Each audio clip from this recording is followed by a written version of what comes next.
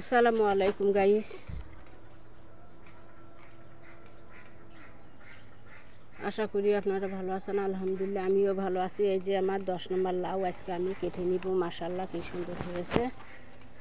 বিসমিল্লাহির রহমানির রহিম। এই যে মাছি পোকা দমনের জন্য বিকল্প উপায়, এখানে মিষ্টি কুমড়ো গাছ আছে, লাউ গাছ আছে। এই যে কেটে নিলাম। এই যে মাশাআল্লাহ কি সুন্দর হয়েছে। দেখেন শপিং ব্যাগ দিয়ে রেখেছিলাম। মাশাআল্লাহ খুব সুন্দর হয়েছে লাউ। এরকম করে আপনারাও লাগিয়ে খেতে পারেন। মাশাআল্লাহ আপনাদেরও ভালো লাগবে।